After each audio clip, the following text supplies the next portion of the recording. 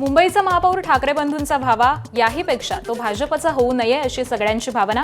खासदार संजय राऊतांचं वक्तव्य. तर तुमचं बहुमत कितीही मोठं असू द्या, ते चंचल असतं, असंही राऊतांचं वक्तव्य.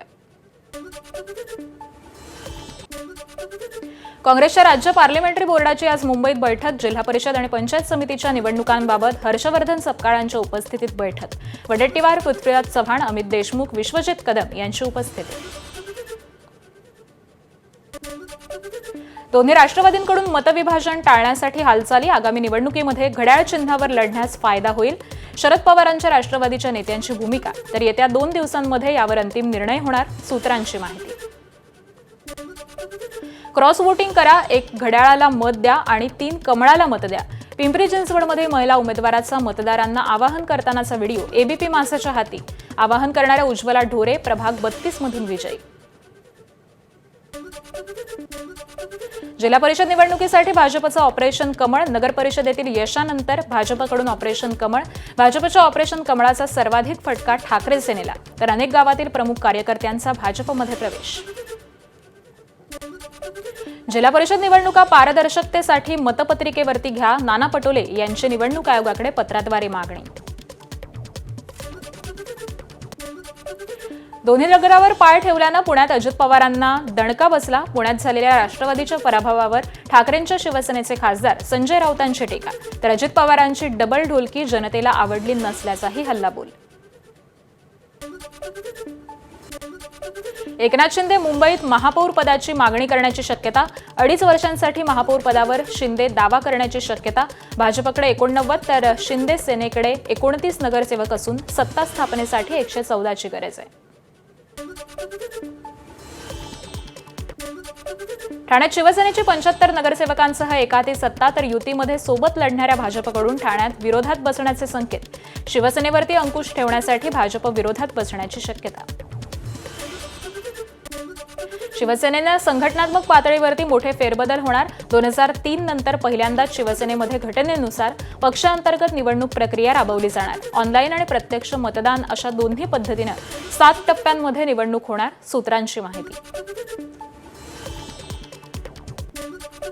मुंबई महापालिकेत पहिल्यांदाच 10 स्वीकृत नगरसेवक जाणार. भाजप ठाकरेंच्या शिवसेनेसह काँग्रेसचे स्वीकृत नगरसेवक पालिकेत जाणार.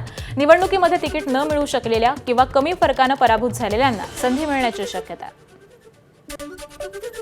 अमरावती महापालिकेमध्ये कोणाचा महापौर होणार यावर प्रश्नचिन्ह. अमरावती पालिकेमध्ये काँग्रेसच्याही महापौर पदासाठी हालचाली. मित्रपक्षांना सोबत घेत महापौर पदासाठी हालचाली. तर अमरावती महापालिकेमध्ये कोणालाच स्पष्ट बहुमत नाही. अमरावती महापालिकेत भाजपच्या पराभूत उमेदवारांकडून बावनकुळेंकडे तक्रार. त्यामुळे विरोधात कोणी काम केलं ते तपासण्यासाठी एक टीम अमरावतीत पाठवू आणि विश्लेषण करू, बावनकुळेंची माहिती. अहिल्यानगर महापालिकेतील शिवसेनेच्या विजयी नगरसेवकांचा सत्कार. पक्षाचे राज्य प्रवक्ते संजीव भोर यांच्या हस्ते सत्कार. स्वबळावरती निवडणूक लढवल्यानं विरोधामध्ये बसण्याची तयारी. जनझी पिढीचा प्रथमच पुणे महापालिकेमध्ये प्रवेश. सई थोपटे पुण्यातील सर्वात तरुण नगरसेविका. सहकार नगर पद्मावती प्रभागामधून भाजपच्या तिकिटावरती सई थोपटे नगरसेवकपदी. सांगलीत संभाजी भिडेंच्या शिवप्रतिष्ठान हिंदुस्थानचा पहिला नगरसेवक. शिवप्रतिष्ठानचे कट्टर धारकरी हनुमंतराव पवार यांच्या पत्नी अनिता पवार नगरसेवकपदी विजयी. भाजपनं तिकीट कापलेले 4 टर्मचे नगरसेवक. ठाकरेंच्या शिवसेनेकडून प्रभाग 20 मध्ये विजय. विजयानंतर विजय इंगळेंचे भाजपचे माजी महापौर विजय अग्रवालांवरती गंभीर आरोप. अकोल्यामध्ये भाजपचा पराभव विजय अग्रवालांनीच घडवून आणल्याचा गंभीर आरोप. नाशिकमध्ये स्वीकृत नगरसेवकांसाठी लॉबिंग सुरू. निवडून आलेल्या संख्याबळानुसार भाजपचे 7, शिवसेनेचे 2 आणि ठाकरेंच्या शिवसेनेचा 1 स्वीकृत नगरसेवक होणार. उमेदवारी न मिळालेल्या इच्छुकांसह सर्वच पक्षांमध्ये स्वीकृत नगरसेवक पदासाठी मोठी चढाओढ आहे. सिल्लोड विधानसभा निवडणुकीदरम्यान आमदार अब्दुल सत्तार यांनी मतदारांना उद्देशून धमकी देणारं वक्तव्य केल्याचा गंभीर आरोप. सामाजिक कार्यकर्ते गणेश शंकर पेल्ली यांची न्यायालयामध्ये धाव. सत्तारांसह जिल्हाधिकारी आणि 3 अधिकाऱ्यांना न्यायालयाची नोटीस. जिल्हा परिषद आणि पंचायत समिती निवडणुकीच्या तोंडावरती राष्ट्रवादीला धक्का. आमदार सुनील शेळकेंचे खंदे समर्थक आणि उपाध्यक्ष प्रशांत भागवत भाजपात. जिल्हा परिषद इंदोरी वराळे गटामध्ये त्यांचे एकच चर्चा. बीडमध्ये वरिष्ठांच्या त्रासाला कंटाळून जीएसटी अधिकाऱ्याची आत्महत्या, चिठ्ठीतून कारण समोर आलं. पोलिसांनी वरिष्ठ अधिकाऱ्याला चौकशीसाठी ताब्यात घेतलं. अद्याप गुन्हा दाखल नाही. कोल्हापूर जिल्ह्यातील वडगावमध्ये स्मशानभूमीत भानामती करण्यासाठी आलेल्या दोघांना ग्रामस्थांनी रंगेहात पकडलं. दोघांमध्ये एका तृतीयपंथीचा देखील समावेश आहे. अन्य 3 जण फरार आहेत. गोंदियातील नागरिकांची ऑनलाईन फसवणूक करणाऱ्या टोळीचा पर्दाफाश. स्थानिक गुन्हे शाखा आणि सायबर सेलची कारवाई. छत्तीसगडमधील दोघांना पोलिसांनी ताब्यात घेतलंय.